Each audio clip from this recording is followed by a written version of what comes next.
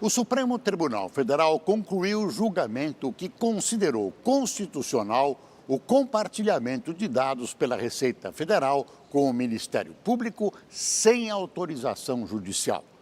Nós vamos a Brasília conversar com a repórter Renata Teodoro. Boa noite, Renata. Além do fisco, os ministros também discutiram a utilização de informações da Unidade de Inteligência Financeira, o antigo COAF. Em relação a esse assunto, afinal, o que ficou decidido?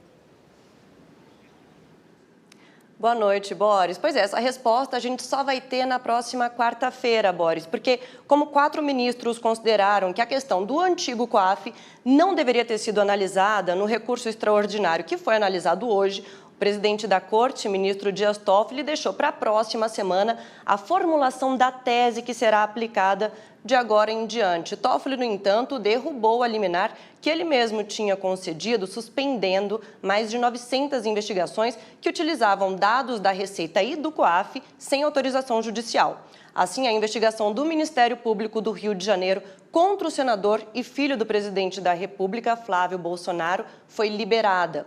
Agora, em relação às informações da Receita, o placar ficou em 8-3 pelo compartilhamento das informações fiscais e bancárias. Vamos ver como foi a sessão de hoje na reportagem. Os 2 primeiros ministros que votaram hoje, Carmen Lúcia e Ricardo Lewandowski, foram rápidos. Eles aderiram à tese majoritária de que a Receita Federal pode compartilhar dados bancários e fiscais com o Ministério Público sem autorização judicial.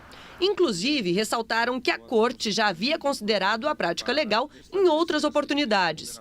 Carmen Lúcia estendeu o entendimento à Unidade de Inteligência Financeira, antigo COAF. Lewandowski não se pronunciou sobre a UIF. É dever do agente público, ao deparar com indícios de prática criminosa, comunicar os fatos ao Ministério Público, como determina a legislação. Não se está, portanto, senhor presidente, estou terminando, diante de prova obtida ilegalmente ou de quebra indevida de sigilo bancário e fiscal por parte da Receita. Terceiro a se manifestar no dia, o ministro Gilmar Mendes adotou uma postura diferente. Concordou com o compartilhamento de todos os dados por parte da Receita Federal quando houver indícios de crime.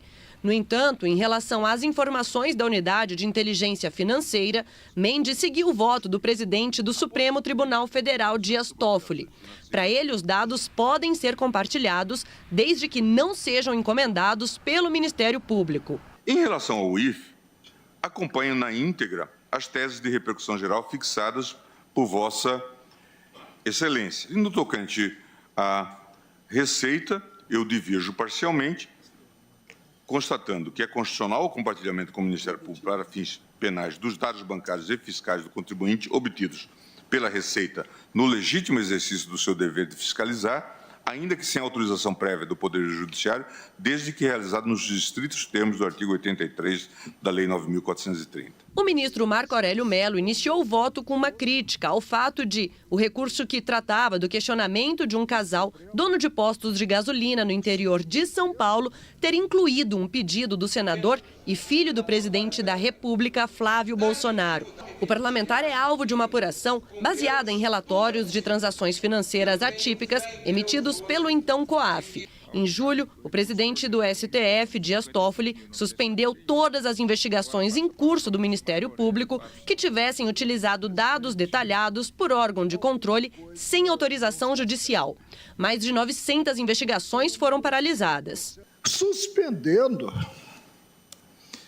uma multiplicidade, um sem número de procedimentos criminais no país, prejudicando-se a jurisdição na área sensível, que é a área da persecução penal, é a área criminal.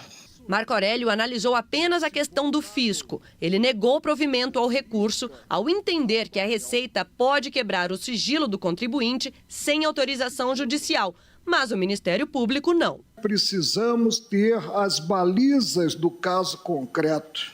Aliás, surge uma ironia.